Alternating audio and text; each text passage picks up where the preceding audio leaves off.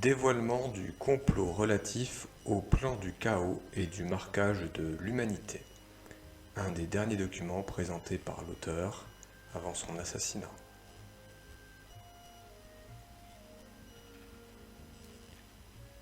Le 15 décembre 1993, à Montréal, Serge Monast, de l'Agence internationale de la presse libre, dont les activités étaient uniquement axées sur le journalisme d'enquête internationale au niveau économique, politique, militaire et médical, dévoilait des informations si stupéfiantes qu'elles lui coûtèrent la vie. 9 ans après, ces informations se confirment les unes après les autres. Il est vrai qu'il était informé par des politiciens repentis, des agents des services secrets écœurés. Il recevait également des documents classifiés, ultra confidentiels, souvent anonymement ou transmis par des confrères situés aux quatre coins du monde.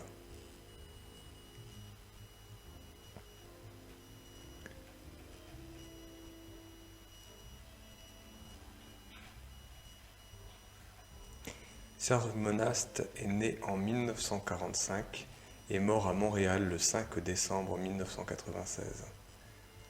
Journaliste d'enquête, poète, essayiste et auteur conspirationniste canadien.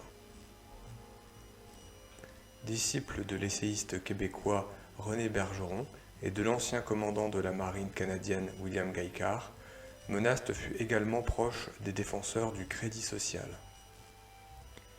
Au début des années 90, il se consacre à la rédaction d'ouvrages complotistes sur le thème du nouvel ordre mondial et de conspirations ourdies par des sociétés secrètes, en particulier par les Illuminati. Il fonde l'Agence internationale de la presse libre, où il publie la plupart de ses enquêtes.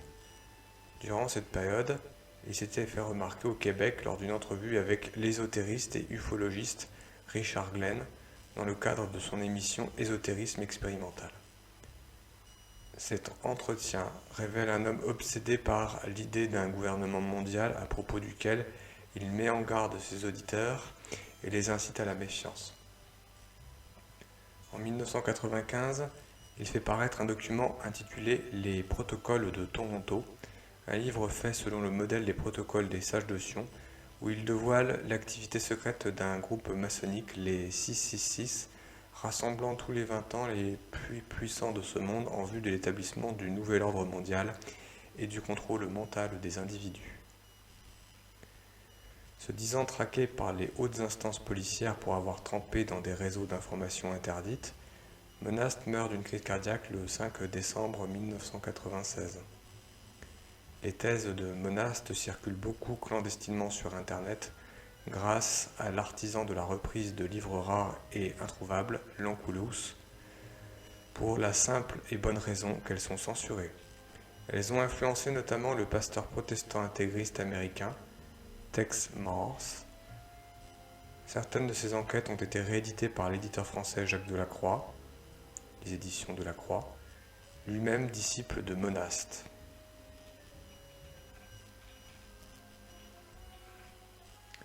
Ceux qui trouvent sans chercher sont ceux qui ont longtemps cherché sans trouver, un serviteur inutile parmi les autres.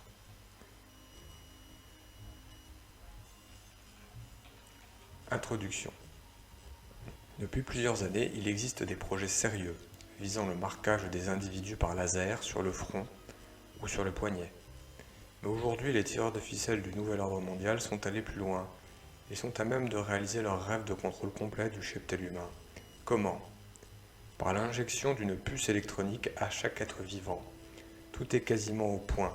Ce sera l'objet de la première partie de ce document. Ensuite, nous verrons pourquoi nos écoles ont produit une jeunesse qui, dans sa grande majorité, est, malgré elle, pourrie, viciée, sans foi, sans valeur morale, sans esprit de discernement, sans vie intérieure, ayant pour unique perspective celle de servir le système selon une morale antichrétienne et humaniste. Nous nous pencherons ainsi sur les formes policières et militaires constituées par les cadres du gouvernement mondial, cadres choisis parmi les brillants promus des écoles sans Dieu, des jeunes formés selon une idéologie particulière. Ce gouvernement mondial, au service de l'enfer, doit asseoir le fils de perdition, c'est-à-dire l'Antéchrist. Il a besoin d'une force d'action multinationale omniprésente. Elle ne peut se constituer qu'à partir d'éléments nationaux. Le concept de monnaie électronique avant le marquage de l'humanité, une condition préliminaire, l'instauration de la monnaie unique et numérique. Depuis une trentaine d'années, les dirigeants des banques américaines et mondiales commencent à envisager un autre échange monétaire que celui du chèque. Le premier vice-président de la Fed déclarait en 1975 « Il faut absolument développer un nouveau système électronique d'échange sous peine de voir le système bancaire des États-Unis s'étouffer sous une avalanche de chèques. » On mit alors en route un transfert électronique de fonds au niveau international, la SWIFT, Society for Worldwide Interbank Financial Telecommunications, établie à Bruxelles et comptant en janvier 1975 déjà 246 banques pourvues d'un système privé de communication pour la transmission de paiements et d'autres messages associés aux transactions bancaires internationales. Une femme d'affaires américaine a fait paraître en 1981 et en 1983 deux livres fort bien documentés sur le système monétaire 666 en cours d'élaboration. Elle écrivait « Quand le système monétaire tombera, ce sera le 666 système. Bruxelles, le quartier général de l'économie européenne, est le lieu où se trouve le centre principal de branchement du réseau international SWIFT. Ce centre a l'ambition d'étendre ce transfert de fonds au niveau international, c'est-à-dire pour tous et dans tous les pays. Ce centre de contrôle monétaire occupe 3 étages de l'immeuble de 13 étages du quartier général de la CEE, Communauté économique européenne. C'est dans cet immeuble que M. Elderman est en train de diriger rapidement les efforts en vue d'attribuer à chaque personne sur la Terre un numéro de 18 chiffres composé de 3 séries de 6 chiffres. Cet article indique que les informaticiens travaillaient sur un plan qui visait à attribuer des numéros à chaque individu sur la Terre. Ces derniers ont suggéré qu'un nombre chiffré pourrait être inscrit par tatouage au laser sur le front ou sur le dos de la main. Selon eux, cette marque internationale pourrait en finir avec toutes les monnaies. Aucun individu ne pourrait acheter ou vendre sans avoir l'attribution d'une marque chiffrée. Les capacités des ordinateurs du réseau SWIFT centralisé à Bruxelles sont telles que les initiés l'ont appelé The Beast, la bête. Ce gigantesque ordinateur à Bruxelles appelé la bête existe depuis la fin des années 80. Grâce aux cartes de crédit, il a été facile de mettre presque toutes les populations des nations industrielles et commerciales dans les mémoires des banques. Nous sommes liés à cette machine électronique par une ou plusieurs clés qui peuvent être notre numéro de sécurité sociale, notre permis de conduire, notre extrait de naissance, notre numéro de passeport. Chaque mouvement d'argent que nous avons fait et chaque penny que nous avons payé au service des impôts annuellement est enregistré. La capacité de cette gigantesque machine de Bruxelles était préalablement établie pour 2 milliards de personnes en 1989. Chaque individu membre d'une des nations industrielles est déjà dans cet ordinateur. Sont connus chaque déplacement d'argent effectué, tous les changements d'adresse réalisés, les emplois suivis, les revenus et le taux d'imposition. Dans ce programme, tout achat et toute vente doit se faire par ordinateur. Pas de devises, ni de monnaie, ni de chèque. Les entreprises bancaires et commerciales se sont d'ailleurs toutes converties au nouveau système de transfert électronique de fonds, entraînant dans leur sillage la grande masse des salariés et employés divers. L'idée initiale était d'établir cette gigantesque unification et planification monétaire par le moyen des cartes de crédit. Dans les années 80, on pensait que chaque personne recevrait un numéro tatoué sur son poignet ou sur le front. Ce numéro fourni par Bruxelles serait imprimé par un rayon laser sans qu'on ne le sente. Le numéro sur le corps serait invisible à l'œil nu et serait aussi durable que les empreintes digitales. Tous les articles commerciaux sont pourvus d'une marque à l'ordinateur. L'apparition il y a quelques années du code barre informatique s'est étendue rapidement sur la quasi-totalité des biens de consommation. Ce fut la première conséquence concrète, perceptible, du plan d'asservissement monétaire en cours.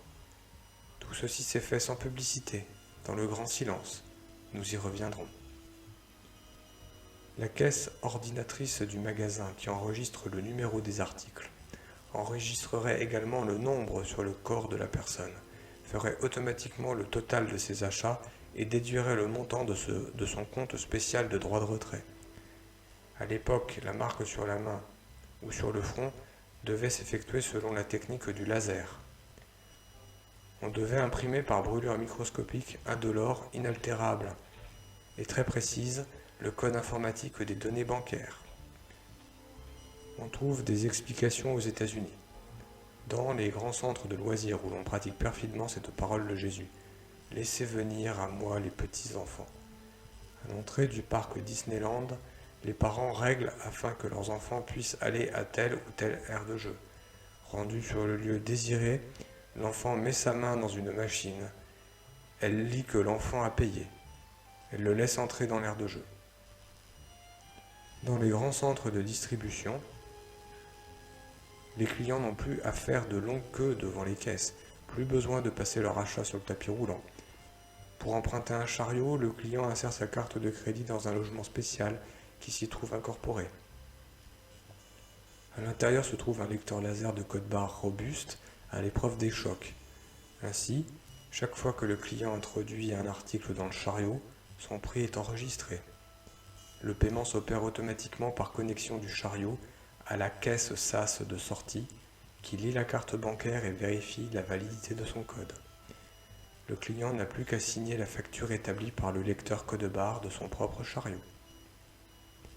Le premier supermarché sans caissière a été ouvert à Caen en 1994. Voici ce qui est peaufiné. Pour emprunter le chariot, le consommateur devra apposer sa main dans un logement spécial incorporé, comme les enfants le font déjà à Disneyland. Le lecteur optique lira les codes barres de la main gravés au laser. Si le client potentiel est dûment marqué, si son compte en banque est suffisamment provisionné ou s'il n'est pas classé parmi les exclus économiques pour raisons religieuses ou politiques, le chariot se libère et le client peut rentrer dans le magasin. Même système et passage à la caisse SAS enregistreuse afin que celle-ci puisse établir l'identité de la facture, ainsi que le numéro du compte. Il signe cette facture et c'est fini. Seuls les esclaves de la bête pourront manger et boire. Mais les mondialistes ont été peu à peu obligés de se rendre à l'évidence. La carte de crédit, par exemple, n'était pas à la hauteur du plan monétaire d'asservissement universel. Il fallait chercher autre chose. Dans ce contexte déjà bien avancé, il suffisait d'un pas de plus pour réaliser parfaitement la domination économique et monétaire du gouvernement mondial antichristique. Plusieurs individus travaillant en solitaire pour la divulgation de la vérité sur des sujets variés, inconnus du public, dangereux, ont décidé de se réunir et d'organiser à l'échelle nationale et internationale un réseau parallèle d'information et d'échanges de tout ordre. Ce, afin de freiner l'anéantissement des valeurs occidentales et de témoigner du complot qui s'abat contre notre monde chrétien. Dangereux, parce que les informations vérifiables à l'Agence internationale de la presse libre, de Serge Monast, démontrent la perspective pas très lointaine de notre condamnation et d'une volonté des ennemis de Jésus-Christ, Fils de Dieu, de nous pourchasser pour notre foi, notre refus de la société antéchristique actuelle, et finalement du désir de marquer du signe de la bête tous les individus de la planète, comme vous le verrez par la suite. Les activités de l'Agence internationale de la presse libre au Canada sont axées uniquement sur le journalisme d'enquête internationale au niveau économique, politique, militaire, médical et vérifiable. Leurs dirigeants ne peuvent pour l'instant pas être contactés pour des raisons que chacun devine, d'où la décision prise de diffuser ce que vous allez connaître. Même les informations qui seront portées à votre connaissance ont été obtenues avec beaucoup de difficultés de la part de certains journalistes. Plusieurs ont risqué leur emploi, leur sécurité et pour quelques-uns leur vie.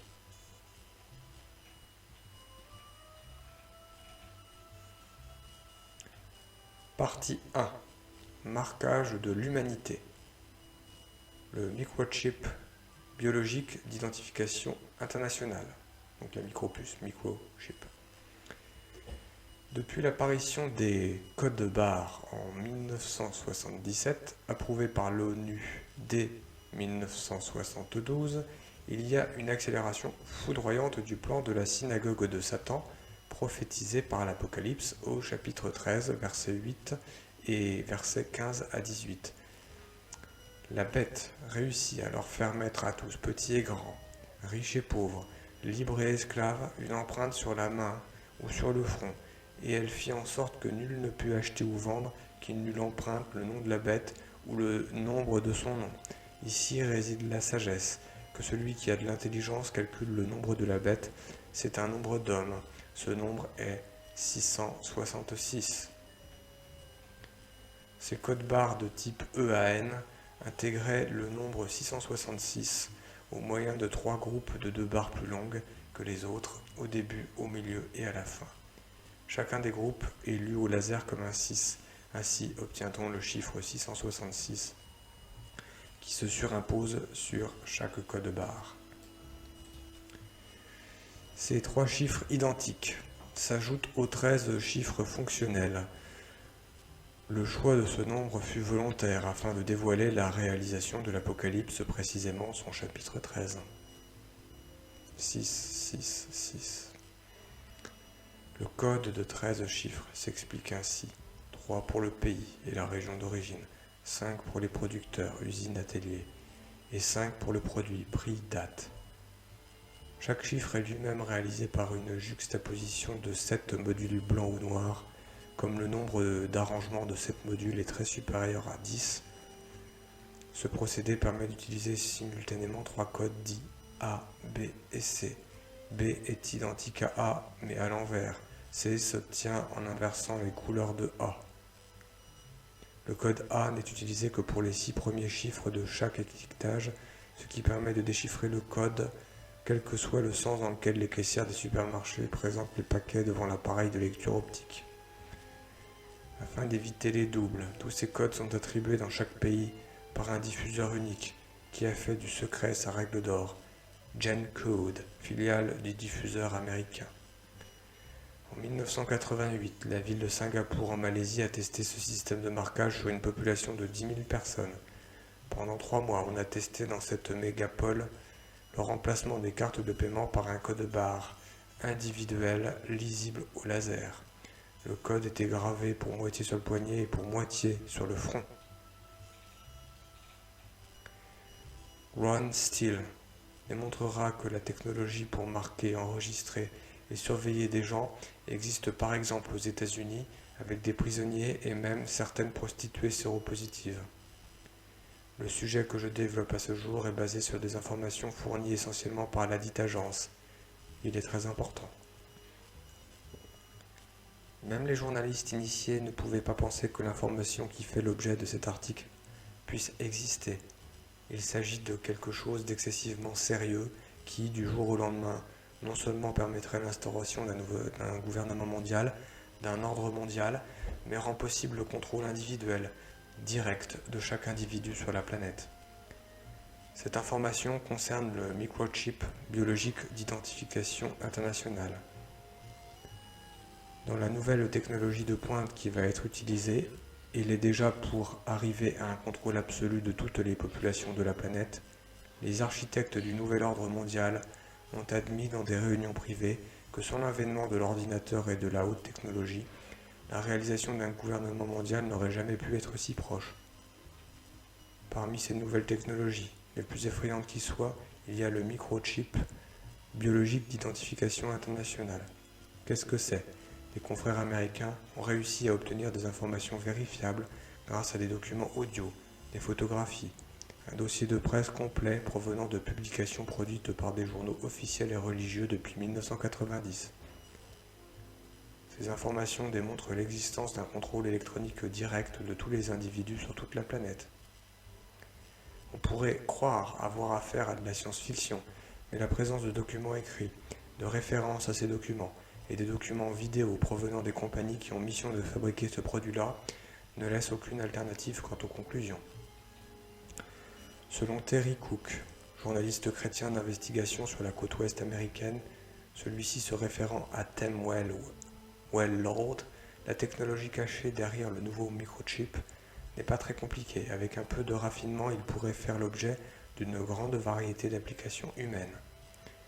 D'une manière plus que concevable, un numéro pourra être assigné à chacun dès la naissance et faire partie de la vie intégrante de celui-ci jusqu'à sa mort. Vraisemblablement, cette puce électronique pourra être implantée sur le revers de la main et celle-ci pourrait servir de carte d'identification universelle, ce qui remplacerait les cartes de crédit, les passeports, les permis de conduire. À la fin de l'année 93, une compagnie américaine, la Destron ID Colorado, fabrique et annonce ses puces électroniques d'identification ID Chip globalement via Infopet et d'autres distributeurs américains et internationaux. Pour l'instant, ces puces sont utilisées pour retracer, contrôler et identifier les animaux de ferme, les animaux domestiques, les oiseaux, les poissons et tout produit manufacturé. Actuellement, ce nouveau système se répand à la vitesse de l'éclair sur toute la planète. Un exemple, celui de l'implantation du microchip sur les grands oiseaux coureurs d'Australie.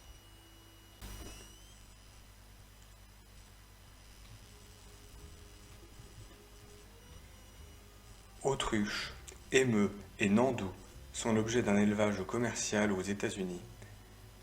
Zoan Parker, un spécialiste des ratistes ou oiseaux coureurs du Penn State Cooperative Extension à Lancaster, déclare que l'élevage de ces oiseaux reflète aujourd'hui les mêmes tendances que l'élevage du bétail dans les années 1800, qui commença également comme un marché limité à quelques éleveurs. Ces premiers fermiers savaient que les voleurs de bétail étaient un véritable problème. Plutôt que de marquer le bétail au fer chaud, ce stock d'oiseaux vivants est muni d'un microchip individuel d'identification qui émet un signal. Zoan Parker dit que c'est comme un numéro de sécurité sociale. Ce microchip est si petit qu'il peut être facilement introduit dans une aiguille hypodermique. Il s'agit d'un minuscule tube de verre, microprocesseur passif de 2 mm de diamètre et dont la taille mesure entre 10 et 12 mm. Peu après la naissance de l'oiseau, le microchip est injecté dans les tissus adipeux ou musclés de l'animal, ne causant aucun mal ou inconvénient à l'animal, selon Parker. L'oiseau peut alors être identifié par un lecteur de microchip portable. Parker ajoute: chaque oiseau doit être muni d'un microchip pour être transporté à travers les frontières des États ou être assuré. Il vous faudrait littéralement déchirer l'oiseau en morceaux pour arriver à ôter le microchip. En 1995, comme la plupart des gens le savent, le numéro d'assurance sociale se compose d'une série de 9 chiffres. Selon d'autres informations reçues tout récemment à l'agence, ce système sera tout prochainement remplacé avec l'aide de nouveaux ordinateurs par une série internationale de 18 chiffres numériques à cristaux liquides connus sous le nom de Mesh Block. Une configuration internationale qui permettra d'identifier n'importe qui sur la planète. Cette nouvelle série de 18 chiffres sera divisée en 3 parties, c'est-à-dire 3 séries de 6 chiffres chacun. Tout début 1994, ces implants de puces électroniques, aussi appelés transpondeurs, ont été partout répandus sur la planète pour le contrôle de l'industrie animale. Afin d'identifier l'animal, le numéro précis attribué à chacun, comportant le nom et l'adresse des propriétaires, un lecteur manuel envoie une impulsion radio de 125 kHz signal. Le transpondeur implanté renvoie le numéro attribué par retour, réponse en écho, au lecteur, donc scanner. Le scanner affiche aussitôt le nombre digital sur son écran à cristaux liquides. Un transpondeur, c'est un récepteur émetteur radio ou radar activé pour la transmission par la réception d'un signal prédéterminé qui peut provenir d'un lecteur au laser ou d'un équipement sophistiqué, émetteur ordinateur ou même par satellite. Selon le journaliste L. Cook, Implantable Biochip Technology, le nom complet de ce grain de riz est Destron ID Transponder TX 1400LX. Dans son livre, il nous apprend que le coût d'un de ces grains de riz est d'environ 4,50 $. Il cite dans cet ouvrage un article de San Diego Union du 9 novembre 1991 dans lequel un journaliste révèle que la ville de Los Angeles aurait voté un crédit de 123 000 dollars par an pour fabriquer des implants sur les animaux familiers et inciter les propriétaires à en faire autant. L'objectif consisterait à réduire par ce système le nombre des animaux perdus qui coûtent cher aux villes. Dans un autre article tiré du Arizona Republic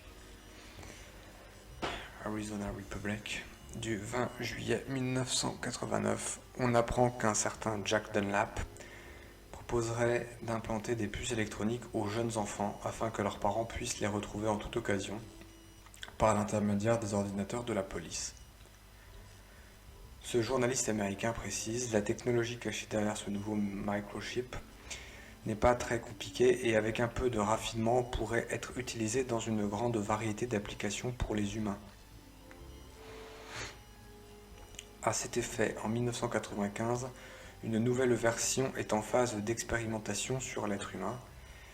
Vraisemblablement, cette puce d'identification a de grandes chances de devenir le marquage électronique attendu, puisqu'elle pourrait être implantée sur le front ou le revers de la main et devenir la carte d'identité universelle.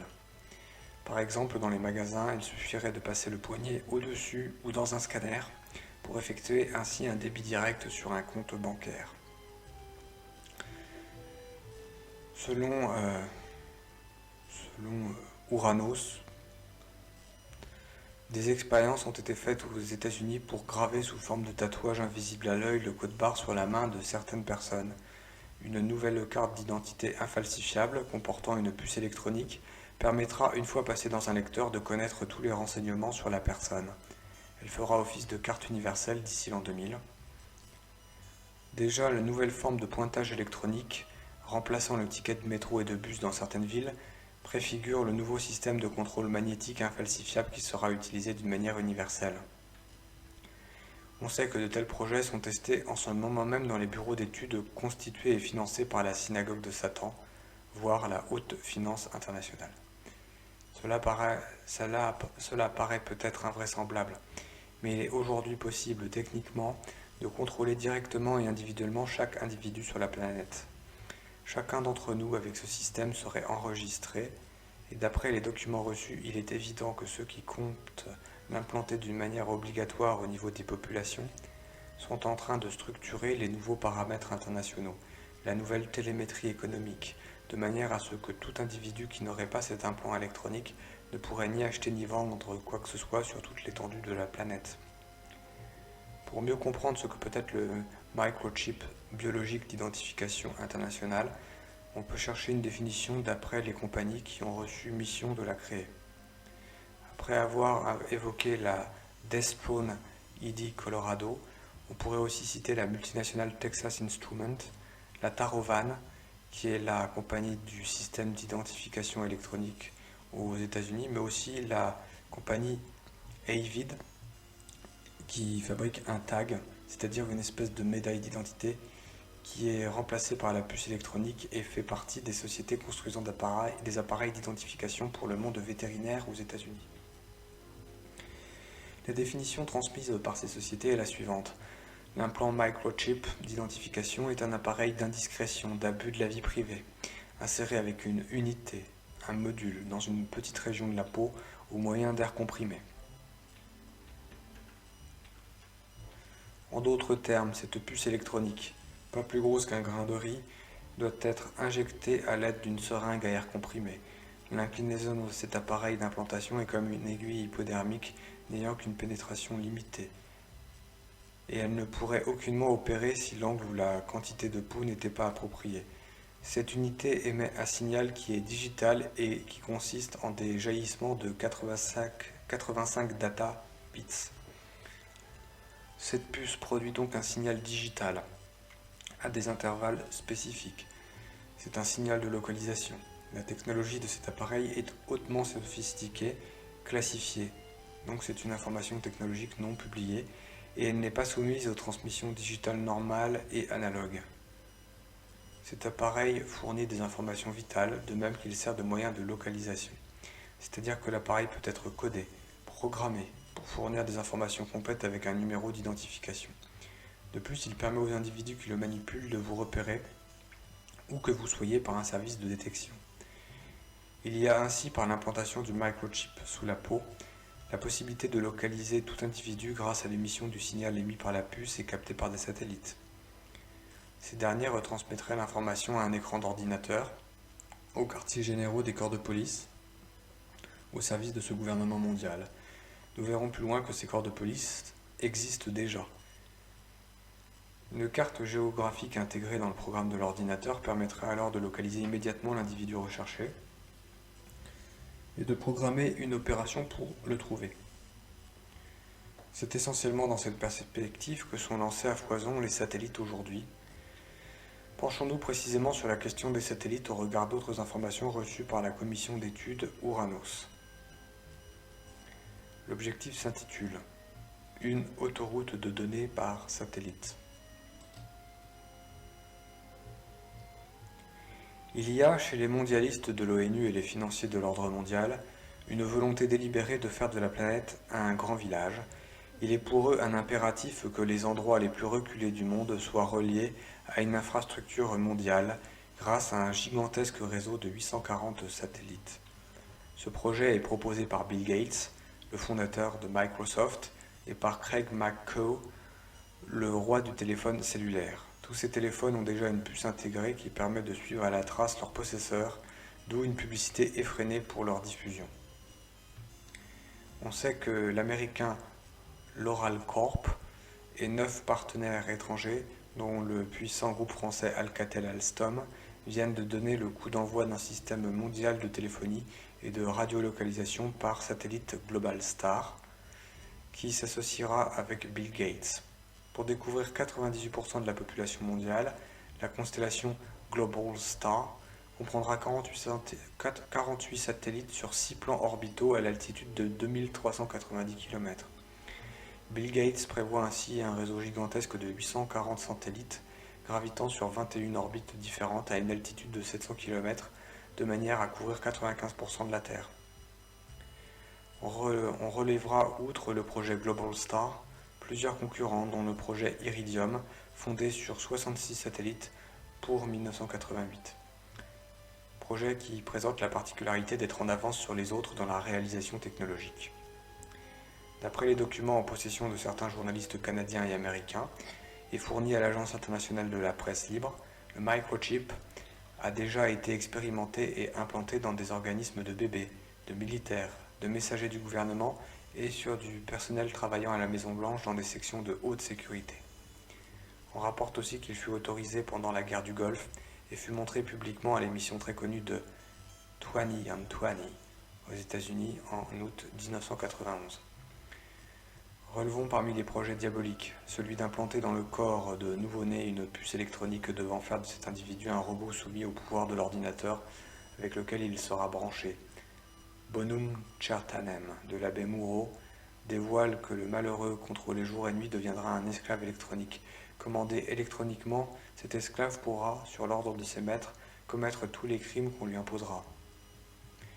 Il apparaît donc qu'à l'heure actuelle, avec une technologie de cette trempe, on arrive à une possibilité du contrôle complet des individus sur la planète, qui permet l'instauration d'un gouvernement mondial sous l'égide des Nations Unies.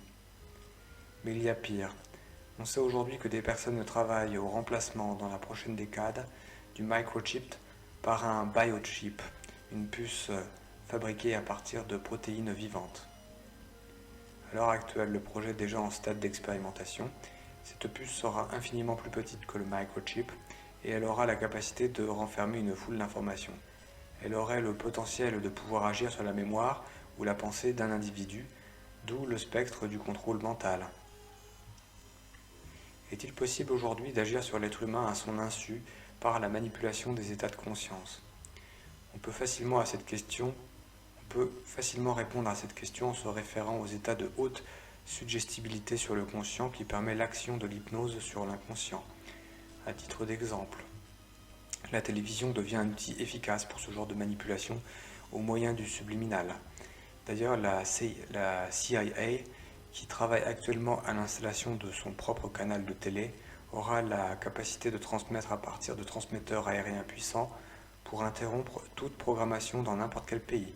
Nous avons là la réalisation matérielle de ce verset biblique. La bête aura le pouvoir de faire parler les images. Apocalypse, chapitre 13, verset 15. Pour les initiés qui financent des chercheurs sur des projets aussi macabres, une telle puce présente d'autres avantages. Tout pourrait y être inclus. Cette puce d'identification électronique humaine pourrait rendre réalisable une centralisation globale par un ordinateur central. D'où la possibilité de ne jamais perdre la trace d'un individu et de remplacer le système monétaire actuel. L'argent ne serait alors plus nécessaire, plus besoin de chèques, plus besoin de carte de crédit. Tout fonctionnerait à partir de cet implant électronique sur l'individu. Ce serait un moyen fantastique de réduire les dépenses de l'État, des banques et de neutraliser une fois pour toutes l'ensemble des marchés de la mafia, du marché noir, le marché de la drogue et toute forme de transfert illégaux d'argent. Or, à la conférence annuelle du groupe Bilderberg de 1992 à Évian, en France, peu de temps après les émeutes de Los Angeles, Henry Kissinger a déclaré « Aujourd'hui, les Américains seraient scandalisés de voir les troupes de l'ONU rentrer dans les rues de Los Angeles afin de restaurer l'ordre. Demain, ces mêmes populations vont nous remercier à genoux pour un tel acte. Il est spécialement vrai que si l'on dit aux populations « Écoutez, il y a un danger extérieur énorme qui existe », et que l'on vote des lois en fonction de ce danger, que ce danger soit réel ou non, on sera capable de faire passer n'importe quoi et les gens l'accepteront pour le bien-être de leur sécurité.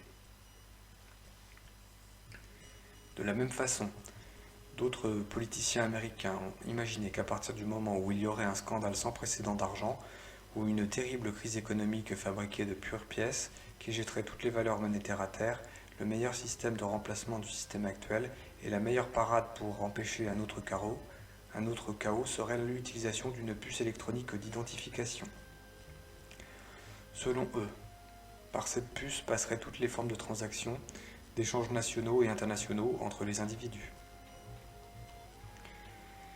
Des informations récentes confidentielles vérifiées par un ex-officier de la CIA dévoilent différentes données que le transpondeur pourrait fournir si cette puce électronique était implantée dans la peau.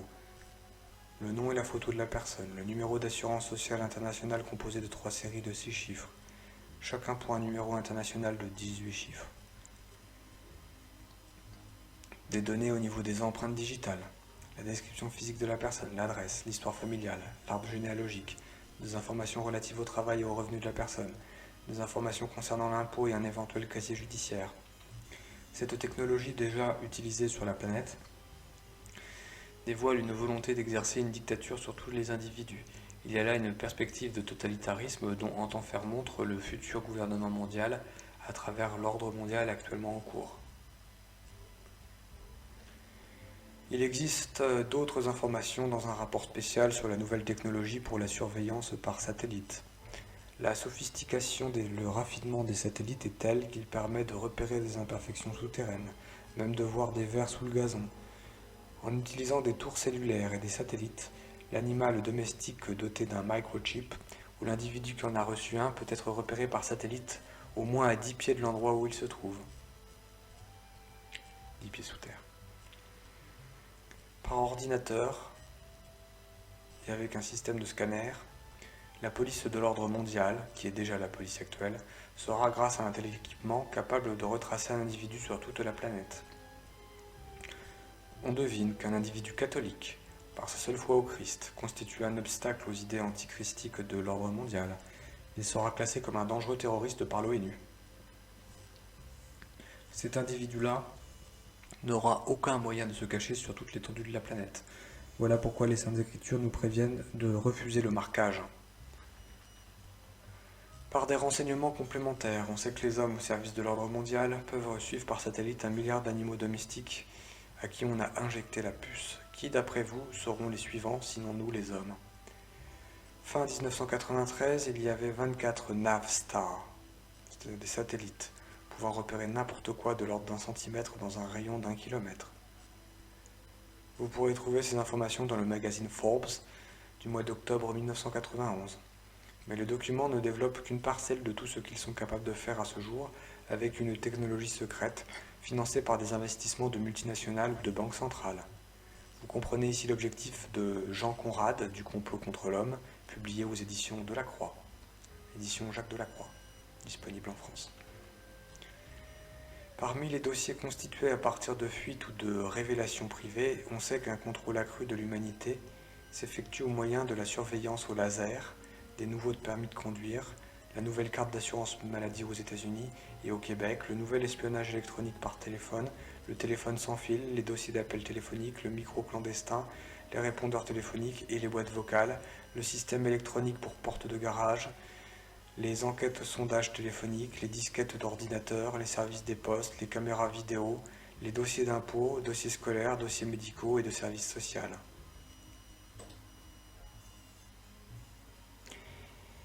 Par une crise économique, ils sont en train d'engendrer une crise sociale qui oblige déjà les gens à se diriger malgré eux vers une aide sociale. C'est un moyen légal qui ne paraît pas pour aller chercher, une information complète sur tous les individus. Ce n'est pas tout.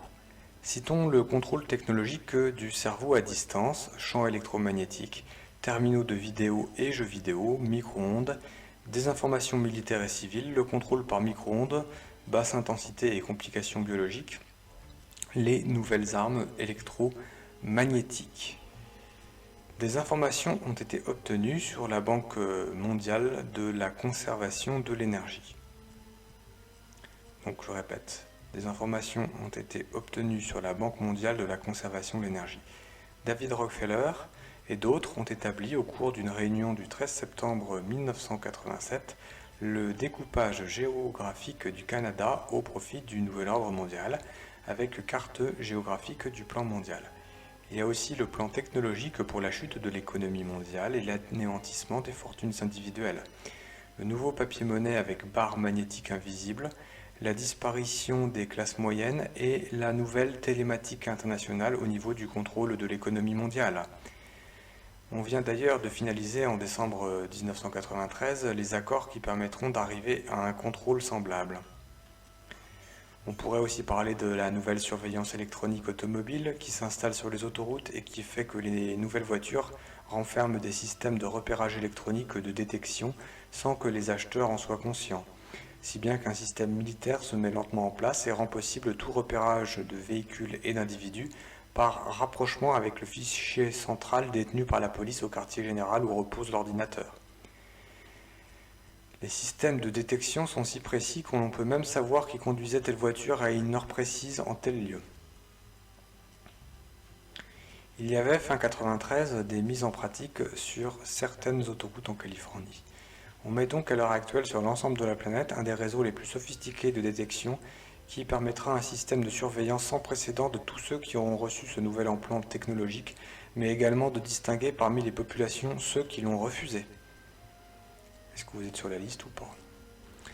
Avec ce nouveau microchip biologique d'identification internationale, il sera possible d'imposer un nouvel ordre mondial à l'intérieur duquel tous ceux qui n'auront pas reçu ou auront refusé cette marque d'identité n'auront aucun droit ni d'acheter ni de vendre, c'est-à-dire aucune possibilité de travailler, de recevoir un salaire, d'acheter un appartement ou de vivre comme locataire, de vendre des biens. Qui va accepter d'échanger des biens dans un régime de peur où tous les moyens d'échange seront bannis? Voilà pourquoi il a été décidé de rendre public ce genre d'informations, parce que le plan est si avancé que se taire, c'est être coupable comme les hommes politiques qui eux-mêmes sont au courant. N'oubliez pas que ces hommes politiques dépendent des prébendes des multinationales, lesquelles financent les programmes d'investissement de recherche qui ont abouti à la création de cette technologie de mort. Pourquoi ne disent-ils rien? Tout simplement parce qu'ils n'ont plus de formation chrétienne et croient, je suis gentil, que ce système est pour le bien des populations. Il a également été mis au point un microchip de traduction. Il s'agit d'une puce électronique qui permettra la traduction instantanée et simultanée d'une langue dans toute autre langue, soit au moins dans 61 autres langues et dialectes qui, par satellite, pourra être diffusé partout sur la planète en même temps. Ainsi, un dictateur mondial pourra s'adresser à toute l'humanité en même temps par le biais de ce nouveau produit de la technologie au service du nouvel ordre mondial. Pour ceux qui se souviennent de certains textes remontant il y a fort longtemps, vous trouverez des correspondances avec l'anti-Babel. La Babel antéchristique du nouvel ordre mondial entend suppléer aux conséquences de la première Babel. Il existe aussi un autre système de contrôle de la population, la surveillance au laser. Un nouveau laser d'écoute électronique a été vérifié ou mis au point comme outil très spécial par les départements enclins à la surveillance, la CIA, le FBI et l'IRS, c'est-à-dire le fisc américain. Ces nouveaux dispositifs peuvent, en utilisant une fenêtre comme diaphragme, c'est-à-dire un écran de télévision, suivre et enregistrer toute conversation à plus de 20 000 lieues de distance. Au niveau biologique, le DNA est utilisé comme mémoire pour les ordinateurs et les implants de mémorisation. DNA, c'est pour l'ADN. Ceci devient de la biotechnologie. Or, la source de cette nouvelle biotechnologie, nous sommes rendus là, dedans, dans ce développement actuel, provient du tissu de bébés avortés, les fameuses cellules souches. Ces tissus et les protéines de mémoire sont des systèmes majeurs pour l'intelligence artificielle dans le marché actuel des ordinateurs. Voici ce qui est rapporté par le WinAke World du 26 juillet 1991.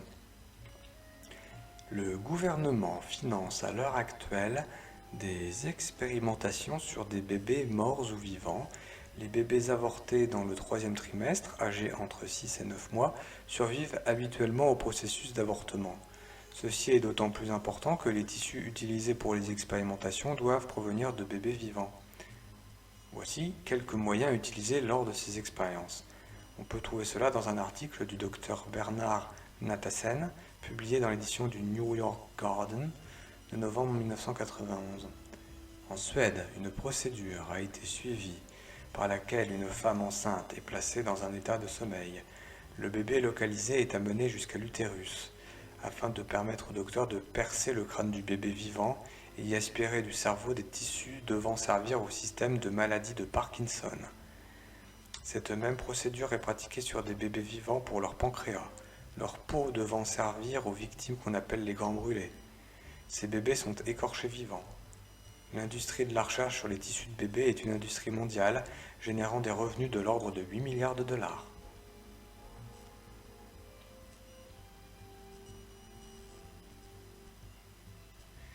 Alors une note de... On pourra se référer aux travaux de l'admirable Jacques Brocchi. Le cadavre rapporte, demanda à Brocchi, qui aime le fœtus et le décortique pour en extraire les cellules souches. Voilà, donc ce fameux Jacques Brocchi, visiblement, aime décortiquer des fœtus. On sait aussi que depuis mi-1993, la clinique Sansan de Santa Barbara en Californie est sur le point d'importer de larges quantités de tissus fœtaux. La peau des bébés avortés provenant de Russie où les femmes avortent en grand nombre quand le fœtus est arrivé au stade de 7 à 9 mois. Ces fœtus sont ceux qui aujourd'hui fournissent le plus de tissus humains. Les experts nous assurent que ces tissus sont utilisés pour traiter les diabétiques. De quelle façon les architectes de l'ordre mondial comptent-ils s'y prendre pour instaurer le gouvernement mondial et assurer le contrôle et la surveillance directe de toutes les populations au moyen de l'implantation du microchip biologique d'identification internationale? Ces architectes sont les personnes à la tête de la finance internationale. Aussi vont-elles utiliser l'économie pour aboutir au chaos nécessaire afin de recréer un autre ordre humaniste amenant les nations à accepter de gré ou de force un gouvernement mondial par les Nations Unies. Des journalistes américains de la revue Monetary and Economic de mars 1993 ont révélé un document intitulé « Un gouvernement mondial par assentiment ou asservissement ». L'auteur est un dénommé Norman and Friends, ancien spécialiste d'affaires au Colorado Office of Economic Development, auteur aussi d'un manuel de planification financière. C'est également un ancien responsable des prêts, officier chef des opérations dans une compagnie d'investissement et un expert notable dans le domaine de la finance et des investissements. M. Friends rapporte que les pressions pour un gouvernement mondial se poursuivent depuis des siècles, mais jamais encore avons-nous atteint le degré dans lequel nous nous trouvons aujourd'hui. Des termes de l'ONU tels qu'autorité de loi, loi mondiale, sécurité collective, Ordre mondial et nouvel ordre mondial sont des noms de code qu'emploie l'Establishment International en référence à leur plan pour un gouvernement mondial unique. Dès 1945, devant le sous-comité des relations étrangères du Sénat américain, le partisan d'un gouvernement mondial initié, M. Jean-Paul Warburg, établissait « Nous aurons un gouvernement mondial, que vous le vouliez ou non. La question est de savoir si le gouvernement mondial sera atteint par la raison ou par la force. » Il y a ceux qui proposaient une approche étape par étape. Henry Morgan, ancien secrétaire trésorier du CFR, parlait au nom de la plupart des initiés en disant « Nous pouvons difficilement nous attendre à ce que l'État-nation devienne superflu de lui-même. Le but que nous devons plutôt viser est l'acceptation dans l'esprit de tous les élus responsables qu'ils ne sont que les concierges d'une machine internationale en banqueroute qui devrait lentement être transformée en une nouvelle machine. » Ceci a été rapporté entre mars 1993 et mars 1994. En mars 1994, ces gens de la haute finance internationale viennent d'achever de mettre en marche la machine économique qui va permettre au niveau de tous les pays l'instauration d'un nouvel ordre économique. Ils ont donné un avertissement à 1 an d'intervalle jour pour jour, heure pour heure, aux deux puissances financières qui pourraient les gêner. Les États-Unis et le Japon. Par quels moyens ? Réponse, par un tremblement de terre. Monsieur Friends continue.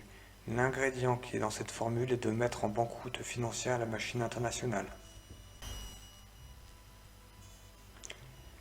En d'autres termes, après avoir endetté les États-Unis au-delà du raisonnable, ils veulent créer de pure pièce une crise économique extraordinaire qui contraignent les États, pour se sortir du paiement des intérêts de leur dette intérieure souscrite aux banquiers qui dirigent la finance internationale, à exécuter des coupes sombres dans leurs programmes sociaux afin de toucher directement les populations. Ceci contraindra, c'est fait en 1994, les États-Unis à se tourner vers le Fonds monétaire international de l'ONU et de la Banque mondiale qui imposeront cette condition, que les pays emprunteurs abandonnent leur souveraineté étape par étape afin de cacher ce scénario au peuple et électeurs. Voici les uniques raisons de Maastricht, du GATT, du libre-échange, des accords de Schengen. On obligera et on oblige alors ces pays à dépendre de l'ONU pour leur survie et donc des directives que l'ONU leur dictera. Ce qui est surprenant est que cette stratégie a été mise à l'avant par la première société secrète penchant vers la conquête du monde, les fameux Illuminés de Bavière qu'on appelle communément Illuminati. En effet, ce programme extrait d'une revue financière rejoint l'article 4 du Code des Illuminati. Article 4. Afin que les masses n'aient pas le temps de penser et de se rendre compte, leur esprit doit être orienté vers l'industrie et le commerce. Ainsi, toutes les nations seront avalées par l'appât du gain, et dans cette course, ils ne verront pas leur ennemi commun. Nous avons là une explication de la flambée boursière des années 80 à 94. C'est une stratégie politique tout à fait connue, absorber l'attention de quelqu'un sur un point précis tandis qu'on est en train de préparer autre chose. C'est de l'illusionnisme. Comme nous sommes témoins de cette quête effrénée du profit dans l'industrie et du commerce, on ne se rend pas compte que les États sont dans un système financier en banqueroute qui est sur le point de s'écrouler.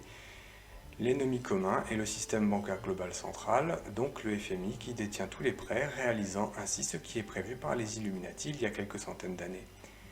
L'article 6 du Code des Illuminati disait en effet « Nous, l'élite financière, allons bientôt entreprendre d'immenses monopoles, réservoirs de richesses colossales, actions, valeurs, fonds mutuels, rentes, sur lesquels des fortunes encore plus grandes, celles des masses, vont dépendre, à un tel point qu'ils tomberont jusqu'au fond avec les crédits des États le jour suivant l'écroulement politique. » Donc, en arrivant à une crise économique majeure, qui ne touchera pas les institutions comme ce fut le cas dans les années 30, toutes les fortunes faites par les masses dans la spéculation se retrouveront du jour au lendemain évaporées. Dans ce mécanisme recherché par les architectes de l'ONU et du Nouvel Ordre mondial, les plus grands banquiers de la planète, l'objectif à réaliser, c'est que les nations et les populations à l'intérieur de ces nations se retrouvent ruinées du jour au lendemain en n'ayant plus aucune valeur financière. C'est de cette manière qu'il sera possible d'imposer un nouveau système Pour accéder à ce nouveau système international, les gens devront accepter l'implantation d'un microchip biologique d'identification internationale, sinon ils ne pourront ni acheter ni vendre au niveau national comme au niveau international. Il faut bien comprendre que l'objectif n'est pas de ruiner les entreprises, mais de ruiner les États et les populations. L'écroulement économique planifié a été utilisé maintes fois à une petite échelle pour prendre le contrôle d'un pays. Mais maintenant, la grande finale est en préparation. Ils connaissent, grâce à certains pays qui ont subi cette thérapie de chaos, quelles seront les réactions futures des populations occidentales et américaines. On utilise ce qu'on appelle la stratégie du laboratoire. Par exemple, le cas de la Grèce, le laboratoire du nouvel ordre mondial. Aujourd'hui, aidés par la technologie actuelle et les ordinateurs, ils sont capables de fabriquer de toutes pièces le complot d'une grande crise économique sans que les institutions financières, les grandes corporations comme les multinationales ne s'effondrent. On tentera de faire croire à leur effondrement afin de précipiter la débâcle boursière, mais ce sera faux. Comme les économies des pays sont en train de s'effondrer lentement à cause des dettes fabriquées et des intérêts à rembourser, les élus de ces pays se verront incapables de résoudre les problèmes. Le complot est mené de telle manière que les élus politiques déduiront, avant implosion, qu'ils sont perçus eux-mêmes comme étant les responsables de la faillite des États, et donc se battront pour nous faire la peau. Les élus perdant leur pouvoir par l'incapacité humaine de résoudre ce problème insoluble sans rejeter l'ensemble du système seront condamnés à se tourner vers l'ONU à défaut d'être déposés par le peuple. L'ONU exigera leur assimilation aux directives élaborées par les initiés du gouvernement mondial. Tout ceci sera fini en mars 1995. Ces élus multiplieront et augmenteront la fréquence de la crise par l'augmentation des coupures au niveau social. S'ensuivront des crises mondiales, des violences à l'échelle internationale. Les élus nationaux devront admettre l'ouverture de leurs frontières à l'immigration, la mobilité de la main-d'œuvre. Ce sera l'aboutissement des conséquences du libre-échange à tous les niveaux, la disparition des frontières nationales. L'objectif étant bien sûr d'augmenter les tensions intérieures entre les différentes ethnies et religions, de sorte que les pays en viennent à perdre le contrôle de leur sécurité intérieure. L'exemple chirurgical récemment dévoilé par l'ONU en Yougoslavie accrédite la réalisation de ce scénario dans quelques pays qui soient. Finalement, les populations se retourneront vers l'ONU, elles supplieront de faire quelque chose au niveau international. D'ailleurs, tout a été fait au cours des dernières années pour inciter les gens à reconnaître que l'intervention de l'ONU évitait aux nations d'entrer elles-mêmes dans des guerres terribles. La fabrication de toutes pièces de conflit en augmentant les tensions sociales a rendu les gens serviles à ce genre de démarche et d'aveuglement sur les intentions réelles des tireurs de ficelle de la secte onusienne. Cela fait partie d'une stratégie dialectique développée par des philosophes au XVIIIe siècle. Il y a là aussi une autre démarche visant à affranchir les États encore christianisés sur le plan de leur sécurité intérieure.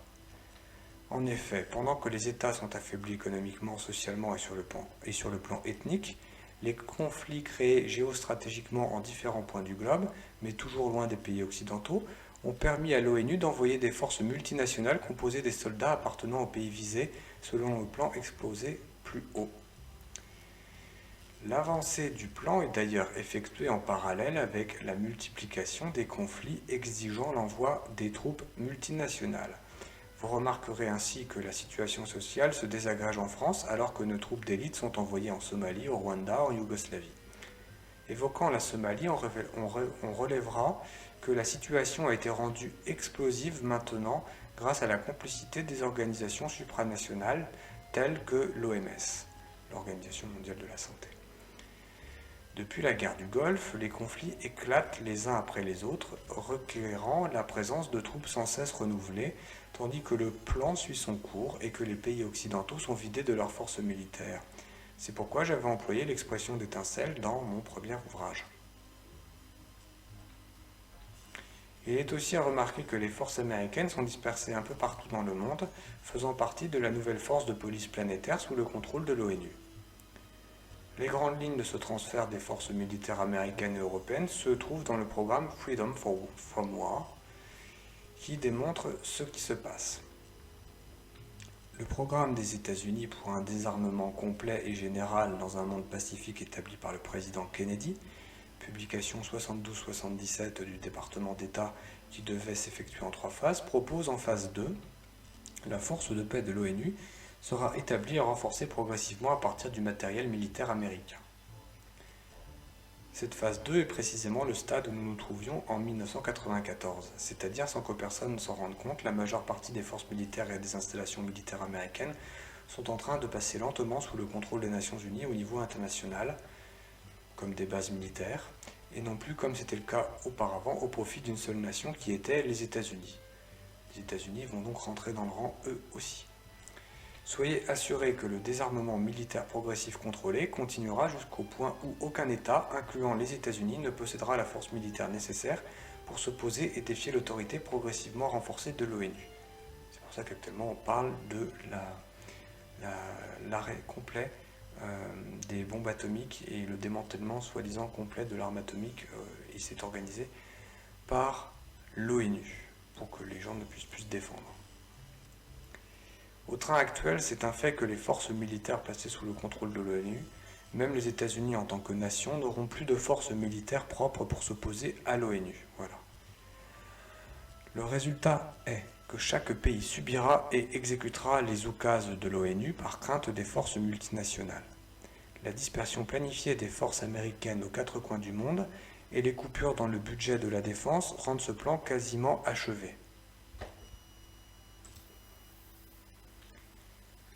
En même temps qu'est organisée internationalement la chute de l'économie, on constitue une nouvelle force de police nationale à travers l'Amérique et une nouvelle force de police militaire internationale.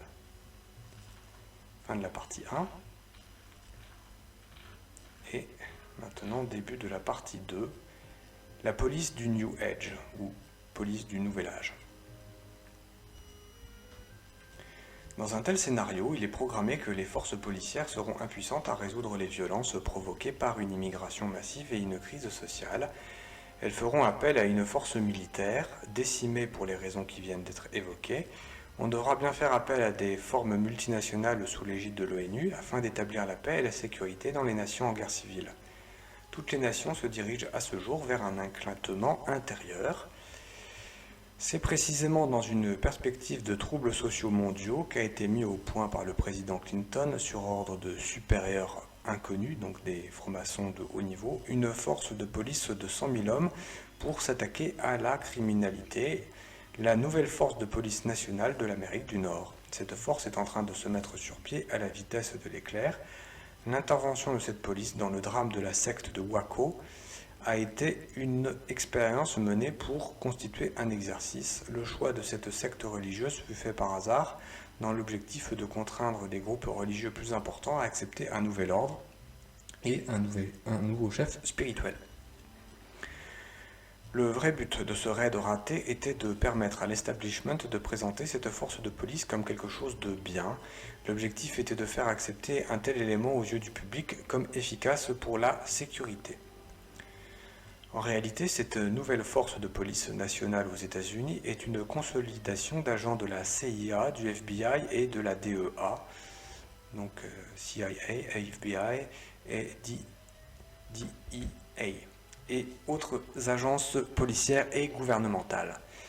D'après un officier des services secrets de l'armée américaine, que nous appellerons Mark, ces forces sont maintenant appelées la police MJTF, c'est le détachement spécial multijuridictionnel de l'ONU.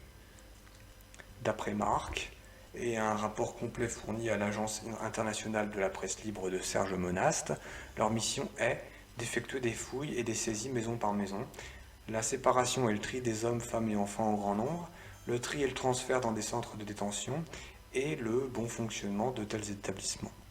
C'est, vous savez, les fameux camps de la FEMA, voilà, l'administration des camps et des prisons aux États-Unis. Il existe dans cette même veine d'information un rapport qui touche au programme pour l'établissement des camps de concentration aux États-Unis. Ces camps n'ont rien à voir avec ceux de la Seconde Guerre mondiale.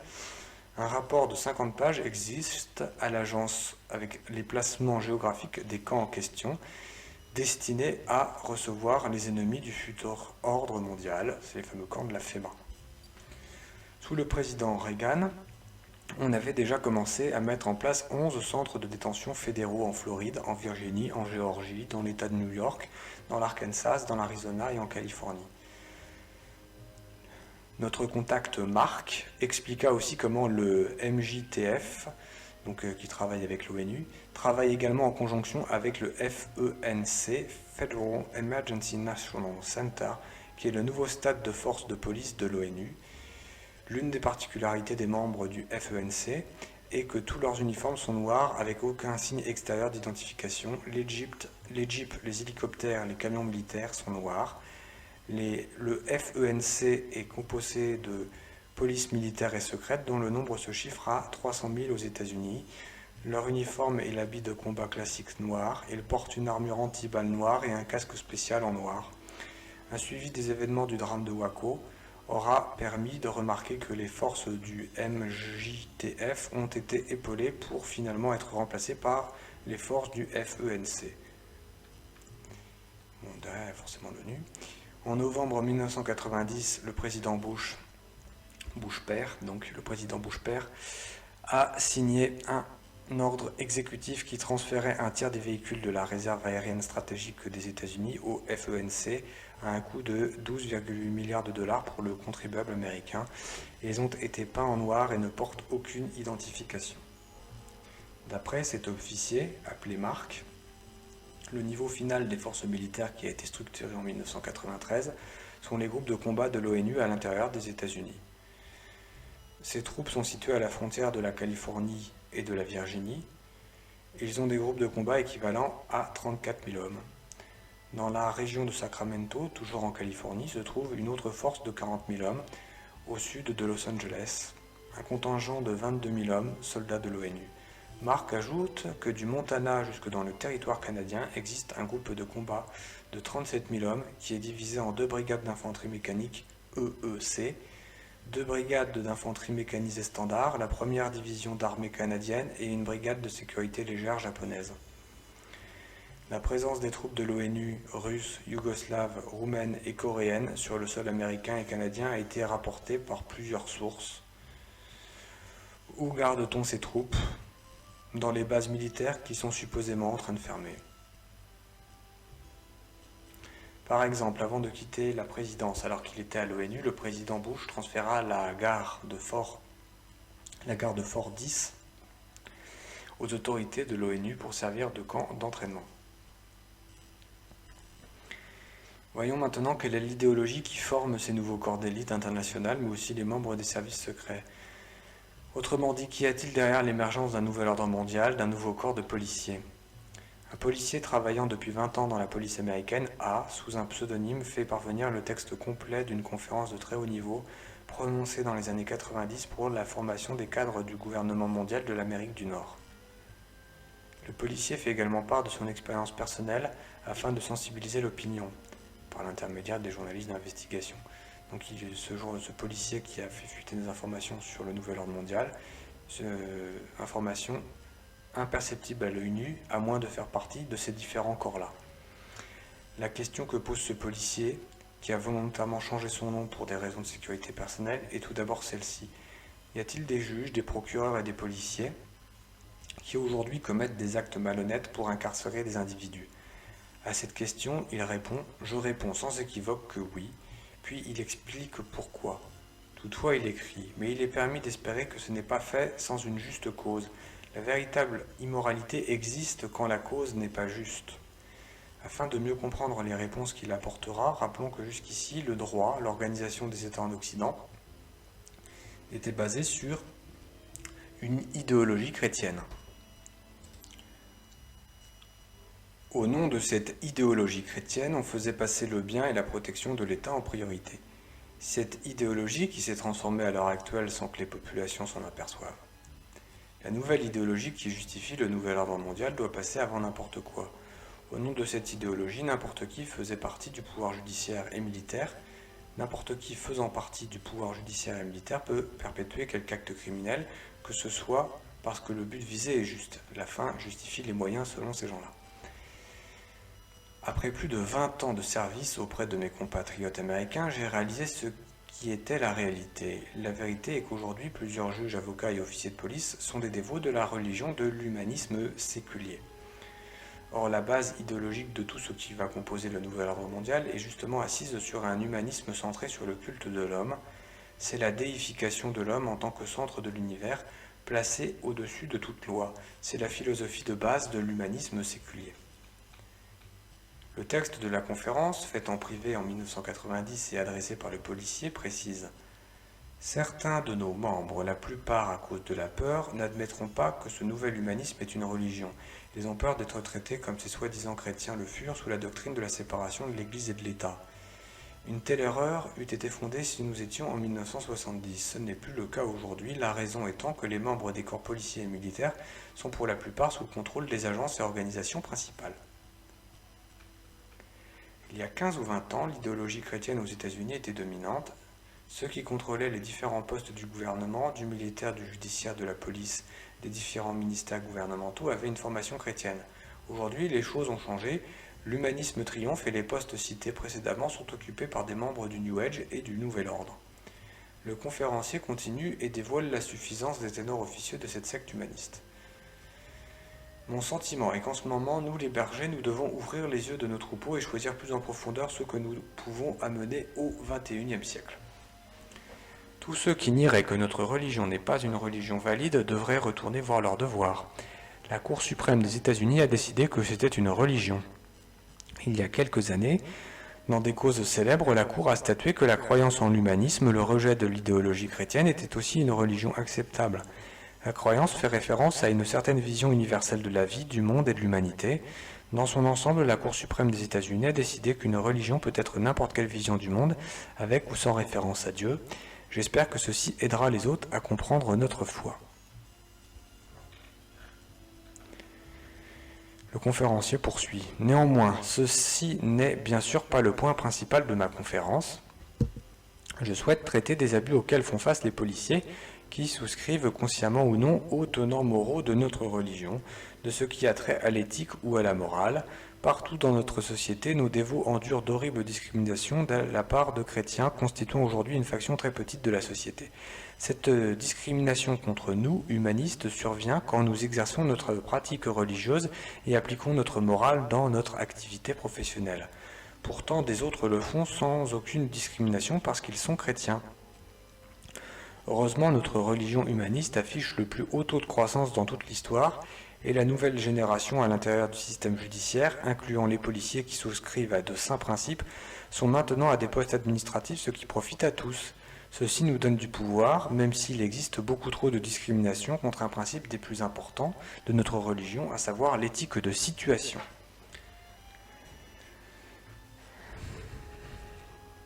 L'éthique de situation étant la morale pragmatique. L'éthique est en principe un code de morale, de valeurs chrétiennes délimitant des frontières à ne pas dépasser. Avec la formation de cette nouvelle idéologie qui pénètre toutes les couches sociales des États-Unis, mais surtout au poste décisionnel de chaque corps de métier, qu'entendent-ils par ce principe d'éthique de situation ? Je crois que l'éthique de situation, c'est un livre écrit par un certain Weber. Il y a l'éthique de la morale et l'éthique de la situation. Donc, le conférencier, qu'entendent-ils par ce principe d'éthique de situation ? La suite de la conférence nous éclaire. Le principe de l'éthique de situation ou de morale permet à l'individu de se concentrer correctement sur le but qu'il veut atteindre. Moralement parlant, peu ou pas d'importance ne doit être accordée à la méthode et aux moyens, puisque rien ne surpasse le but en importance. Donc l'éthique de situation, c'est la fin justifie les moyens.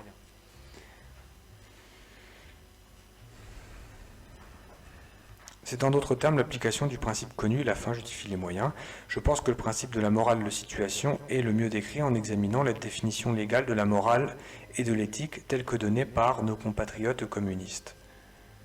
C'est-à-dire que l'éthique est contraire quelque part à la morale. L'éthique est tout simplement une morale progressiste, une morale, on va dire, de supermarché qui s'adapte en fonction. C'est si vous voulez, une éthique pragmatique, une éthique de la praxis, et on vise un but.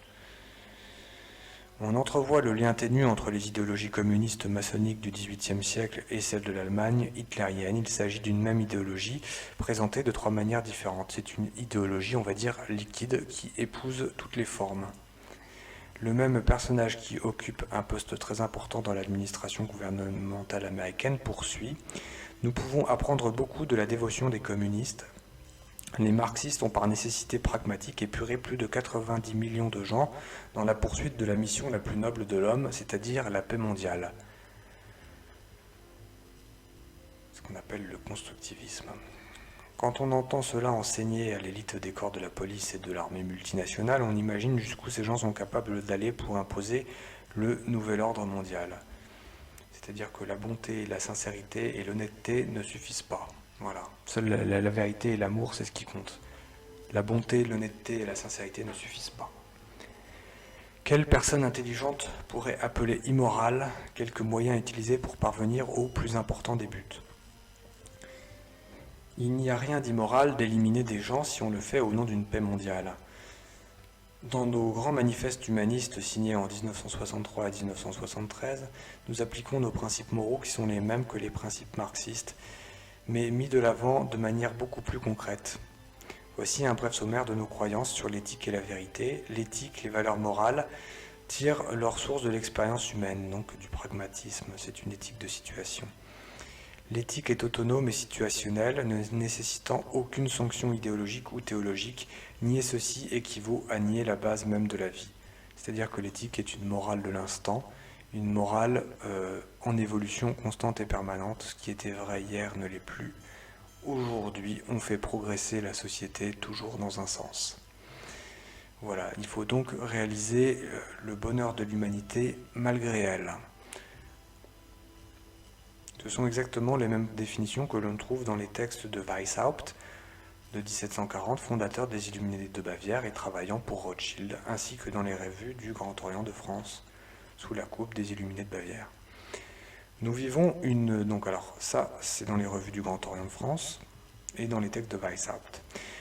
Je cite, « Nous vivons une bonne vie et maintenant, autorité et vérité. Nous rejetons les caractéristiques de la morale religieuse traditionnelle qui nie aux êtres humains la totale appréciation de leur potentiel et responsabilité. Les religions traditionnelles offrent souvent du réconfort aux humains, mais souvent elles les empêchent de s'aider eux-mêmes ou de vivre leur plein potentiel. C'est-à-dire que les religions sont accusées d'être culpabilisantes. Or, quand on est dans la religion du nouvel ordre mondial, ce qui compte, c'est la conscience personnelle, l'éthique individuelle. Nous serons soi-disant jugés par notre propre conscience, puisque nous faisons partie soi-disant du grand tout. Donc une vision tout à fait déiste, mais surtout moniste et panthéiste du monde. Alors, je reprends les citations. « Nous ne pouvons découvrir aucun but divin ni aucune providence pour l'existence humaine. Les humains sont responsables de ce que nous sommes et de ce que nous allons devenir.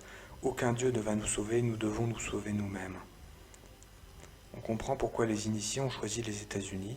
C'était la nation la mieux structurée, la plus apte à imposer l'ordre mondial à l'humanité. Ceux d'entre vous qui pratiquent le christianisme sélectif sont plus près de notre foi que des superstitions des secoueurs de Bible d'antan. Le christianisme sélectif sont ceux qui, étant catholiques, choisissent les bonnes paroles avec lesquelles nous sommes d'accord et rejettent celles qui condamnent le plaisir terrestre et les enseignements de l'Église catholique. Ne croyez-vous pas que sous cet aspect nous sommes identiques ? Votre foi est basée sur ce qui est bien selon le désir de l'homme, c'est-à-dire de la conscience individuelle et non pas de la conscience de ce que Dieu veut pour l'homme. La foi est valable, la religion chrétienne est valable, si vous croyez à votre système que nous vous imposons depuis 20 ans.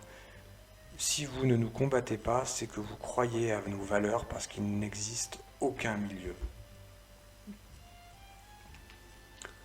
Donc une vision gnostique d'unification des religions par le plus petit dénominateur commun, c'est-à-dire l'individu. Je reprends la citation. « Nous, humanistes, admettons qu'il n'y a pas de Dieu, que seuls les désirs de l'homme sont importants. Vous, dirigeants de ces chrétiens sélectifs, prêchez que votre foi est basée sur certaines parties de la foi de Dieu, mais en réalité, la majorité de votre foi est basée sur ce qui est agréable ou fait votre affaire. Finalement, en intégrant ce que nous, humanistes, voulions réaliser depuis 18 siècles, vous êtes arrivés à vous fabriquer une nouvelle religion centrée sur les désirs de l'homme. Vos chefs religieux prêchent les droits de l'homme et par là même cautionnent notre ordre mondial. » Les fameux soi-disant pape François, les soi-disant évêques. Il est évident que le gouvernement américain fonctionne selon les principes dirigeants de l'humanisme. Quels sont ces principes ? La ruse, le mensonge, La tricherie, le vol, le meurtre, l'hypocrisie, les tournures de pensée, tous ces moyens sont moraux s'ils nous permettent d'atteindre nos buts essentiels. Voilà la vraie vertu. Quel est le but essentiel? Réponse: l'établissement du gouvernement mondial. Un récent exemple a été donné dans la guerre de l'Irak contre le Koweït. C'est donc la seconde guerre du Golfe. Plus de 250 000 individus ont déjà perdu leur vie, et plus encore meurent chaque jour afin d'atteindre un but supérieur. Le but de tous les grands leaders humanistes est la paix mondiale à travers le gouvernement mondial. Et donc la conscience mondiale et l'actualité mondiale. On peut éliminer des nations, des peuples entiers, si c'est le bien de tous, selon nos vues. Cet enseignement du nouvel âge est la raison pour laquelle, par exemple, il est possible qu'un officier de police d'allégeance humaniste risque sa vie pour sauver un membre de la société un jour, et que le jour suivant, le même policier mente lors d'un procès afin de remporter une affaire importante. Ceci ne doit pas être considéré comme immoral, étant donné les standards éthiques sur lesquels le policier base sa moralité, en ce que la fin justifie les moyens. C'est ce que Weishaupt disait, la fin sanctifie les moyens. Soyez pervers, soyez menteurs si c'est pour le bien. Voilà la moralité de ces gens-là. Bien des gens ne comprennent pas que c'est la raison pour laquelle les présidents et leur état-major, les membres du Congrès et autres tenants des postes leadership mentent et trichent pour le plus grand bien de la société et donc du système. D'après cet initié, ceux qui sont à la tête des gouvernements mentent d'une façon ouverte et concertée aux populations, en vue de faire passer le bien suprême du système à venir du gouvernement mondial, mais aussi en vue d'excuser la disparition de dissidents ou de groupes radicaux.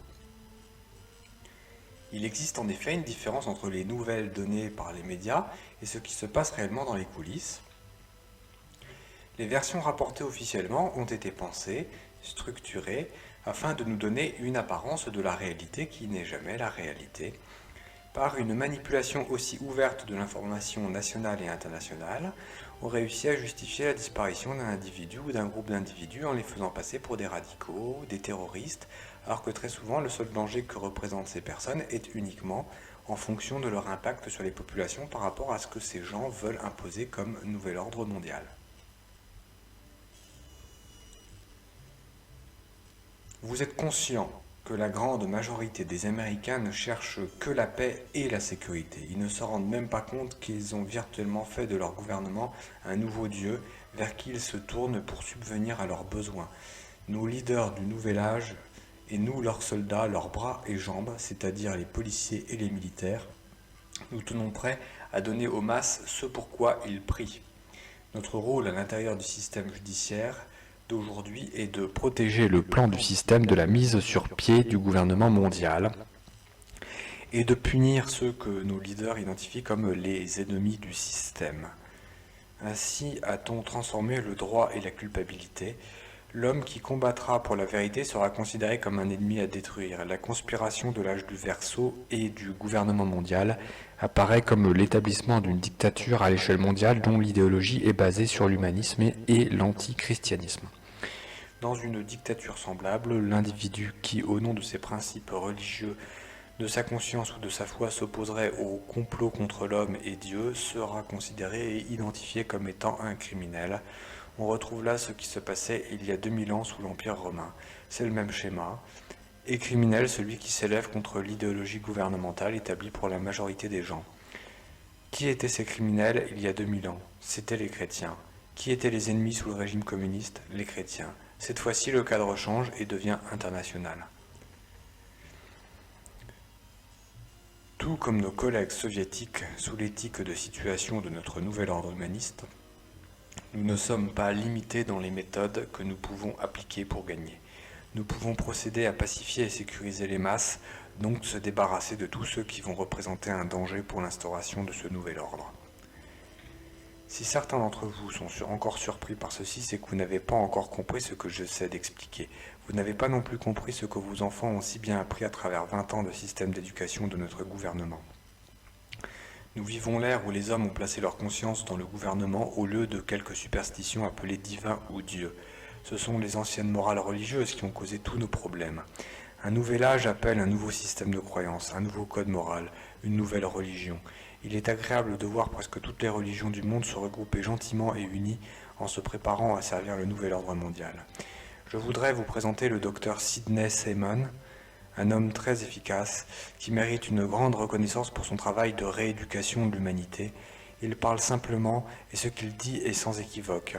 Il explique aux éducateurs d'enfants à qui il s'adresse que la clarification des valeurs est une méthode pour les professeurs de changer les valeurs de leurs élèves sans se faire prendre.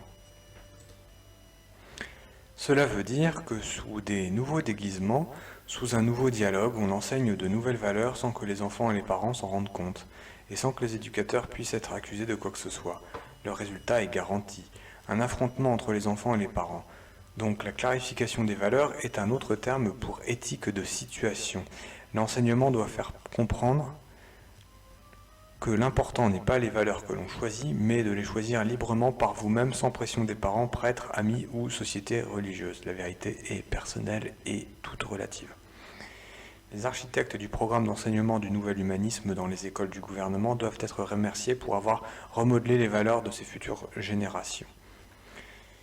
Quand la loi nationale des garderies sera adoptée, ce sera un grand jour pour les humanistes et les proposants de la paix mondiale. Nous pourrons accomplir notre objectif une fois pour toutes lorsque nous aurons l'attention des enfants en âge préscolaire de 6 à 9 heures par jour. Regardez ce que nous avons entrepris avec les groupes plus âgés de la jeunesse américaine. Ces garderies auront pour mission de préparer la jeunesse intérieurement à l'acceptation du gouvernement mondial. C'est ainsi que les émissions dites populaires et niaiseries de jeux basés sur l'argent sont appréciées d'un public conditionné qui apprécie l'émission en fonction des nouvelles valeurs antichrétiennes et humanistes auxquelles ils adhèrent inconsciemment. Les gens ainsi conditionnés fuiront la réalité et la vérité, ils auront peur. Nous aboutirons à une armée de schizophrènes et de zombies. Il va de soi qu'une telle société exigera une nouvelle forme de police. Un de nos éducateurs de l'humanité m'a dit il y a quelques semaines que les religieux américains d'antan n'en croiraient pas de leurs yeux de voir les changements que nous nous sommes permis. Cette personne avait raison parce que nous avons mis le futur non pas sur le gouvernement mais sur la capacité de tous et chacun de nous gouverner nous-mêmes, de nous soutenir nous-mêmes et ainsi de suite. C'est pourquoi le gouvernement mondial est bon pour tous. Les Américains ne désirent plus assumer les responsabilités de ce gouvernement actuel. Heureusement pour eux, il y a une toute nouvelle génération de leaders et de gens au gouvernement soucieux de s'occuper d'eux malgré leur consentement. S'agissant de la main-d'œuvre policière, comme les citoyens abandonnent par peur de plus en plus de leurs droits, de plus en plus de policiers sont nécessaires afin de superviser les activités de cette population, afin qu'ils demeurent en sécurité. La construction de l'État-providence engendre des troubles dans la société, d'où un renforcement des membres de la police. Qui aurait pensé il y a 100 ans que l'intégration de la peur de tout serait la réponse à l'établissement du nouvel ordre mondial ? Le mérite de ces innovations revient aux libres penseurs de la dernière génération d'avoir réussi le coup de maître de faire en sorte que la peur serve de mécanisme de base pour permettre n'importe quoi au plan des populations. La vieille génération n'aurait pas accepté ce nouvel ordre des choses, ces nouvelles valeurs. Heureusement, cela n'a pas posé trop de problèmes parce qu'ils sont rapidement remplacés par la mort ou la retraite. Il n'en restera plus aucun d'ici 7 à 8 ans, soit 97-98, soit 1997-1998. Nous avons l'assurance que tous ceux qui avaient des valeurs morales chrétiennes n'auront plus aucun poste clé dans le gouvernement dans les domaines exécutifs, judiciaires et militaires. Donc à ce moment-là, l'établissement d'un nouvel ordre mondial ne trouvera plus aucun obstacle. Au même moment, les agences de police essaient par nécessité de filtrer les individus qui croient aux anciennes valeurs traditionnelles et de ne pas les engager. C'est pourquoi on a changé les valeurs du système d'éducation, afin que les jeunes qui entrent dans la vie active soient imbus de principes humanistes et aient rejeté toutes les valeurs et superstitions chrétiennes. Ceci doit être fait parce que nous savons que les religieux ne feront pas les choses qui leur seront demandées sous le nouveau système. Pour ceux qui restent attachés au fondamentalisme religieux de l'ancien monde, et sont tranquillement mis de côté sous toute forme de prétexte de la part des nouveaux dirigeants. Par exemple, l'abaissement de l'âge de la retraite est une mesure qui nous a permis et rend aujourd'hui possible l'élimination de tous ces individus qui ne sont pas imbus de nos valeurs humanistes. Certains des officiers de l'ancien temps se plaignent et font valoir que ce type de discrimination est anticonstitutionnel et immoral. Mais nous savons qu'ils ont tort. Sous l'éthique de situation, toutes les choses sont morales du moment qu'elles avancent vers le but. Ainsi, ces officiers ne sont pas retirés pour une cause diabolique, mais parce qu'ils sont jugés non fonctionnels pour accomplir les tâches qui seront exigées d'eux. L'Ancien Monde avait compris que c'était le plus grand des péchés que de mentir à leur Dieu. Les générations de dévots qui vont rentrer dans le nouvel ordre mondial doivent comprendre que le plus grave des péchés est de mentir à leur nouveau Dieu, le gouvernement. L'individu n'existe pas. Seul compte l'intérêt du gouvernement mondial, et donc le socialisme et le communisme. Toute déloyauté de la sorte viendrait à l'encontre de la marche vers le progrès engagé par ceux qui mènent la gloire du nouvel ordre mondial. Nous ne sommes pas préoccupés avec quelque résistance au nouvel ordre, car par nécessité pratique, leur destin a déjà été simplement établi dans le plan. Nous avons parlé de ce plan en développant le microchip et le programme des camps de concentration mis sur pied en Amérique du Nord avec une technologie extrêmement avancée. Ce qui nous préoccupe le plus en ce moment, c'est que les masses obéissantes comprennent qu'il est néfaste pour le progrès de suggérer que leurs superviseurs, les membres des gouvernements des Nations Unies, se complaisent sous la pression et la futilité de ces superstitions d'ordre et morale désuètes. Il y aura des changements difficiles pour ceux qui auront à faire face et entrent dans cette nouvelle société. Sur ce sujet, nous pouvons assurer au peuple qu'il n'y aura aucun compromis.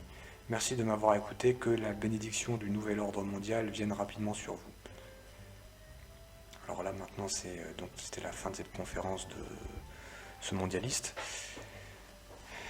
Cette entité que l'on appelle l'ordre mondial, la force, le grand architecte, s'appelle en fait l'antéchrist. C'est à la fois une personne et à la fois un gouvernement et un état d'esprit.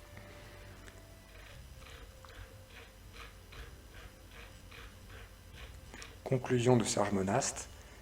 Il est évident que les architectes du nouvel ordre mondial entendent nous imposer un gouvernement mondial par la force pour l'été 1999. L'article 1 des Illuminés de Bavière dit ceci. Notre mot d'ordre est forcer et faire semblant. Seule la force triomphe en matière politique, spécialement si elle est cachée dans les talents des hommes d'État. La violence doit être le principe. La ruse et le faire semblant, la règle pour les gouvernements. En d'autres termes, on revient aux mêmes lignes de conduite utilisées en 1917 pour instaurer le communisme. C'est ce qu'on appelle être liquide. Être liquide, s'adapter à toutes les situations. À propos de l'avenir de la Russie et de Zhirinovski, dont l'ascension politique est fulgurante, on a pu remarquer qu'au cours de ses déplacements en Europe fin 1993, il portait des roses et des fleurs rouges à la main gauche. C'est un symbole de reconnaissance internationale connu de certains initiés. On peut penser par exemple au Parti socialiste français avec Mitterrand qui a fait changer le logo du Parti socialiste. Fidel Castro en portait, le président Mitterrand également. Les grands hommes politiques identifiés au groupe internationaliste sont servis de ce symbole de reconnaissance une fois qu'ils ont été portés au pouvoir. Tout simplement, c'est le symbole de la rose croix. Vous savez, la rose représente la science au-dessus de la croix. Voilà, on dépasse les croyances, on dépasse la religion. Ici, on peut donc entrevoir l'avenir qui attend la Russie.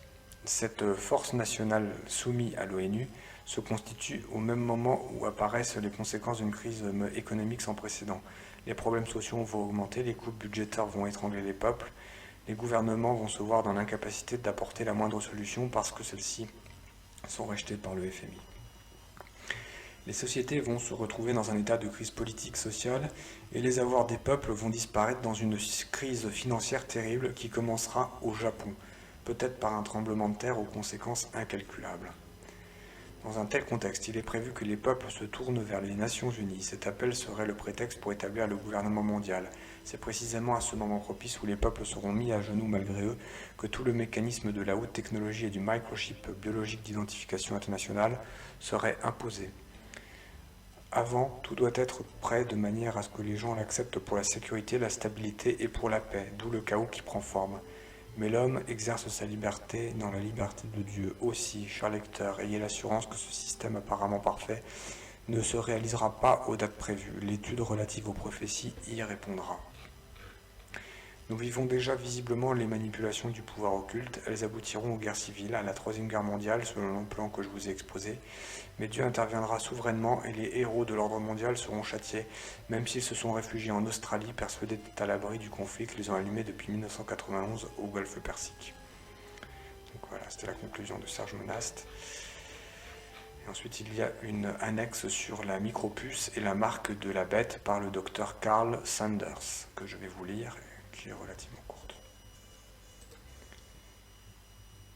Voici la traduction d'extrait d'un article publié dans le numéro de juin-juillet 1994 de la revue Nexus, revue australienne. C'était le témoignage du docteur Carl Sanders qui était chargé de concevoir la micropuce électronique.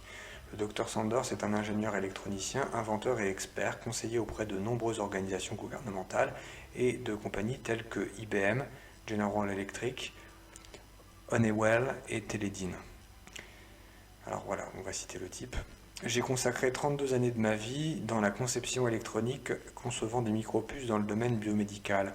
En 1968, je devins impliqué presque par accident dans un projet de recherche et de développement concernant un pontage spinal pour une dame ayant l'épine dorsale rompue. Nous recherchions comment pouvoir relier les nerfs moteurs. C'était un projet qui nous emballait tous. Il y avait 100 personnes impliquées et j'étais le principal ingénieur en charge du projet. Le projet aboutit à la micropuce dont nous parlons maintenant, une micropuce que je crois être la marque de la bête.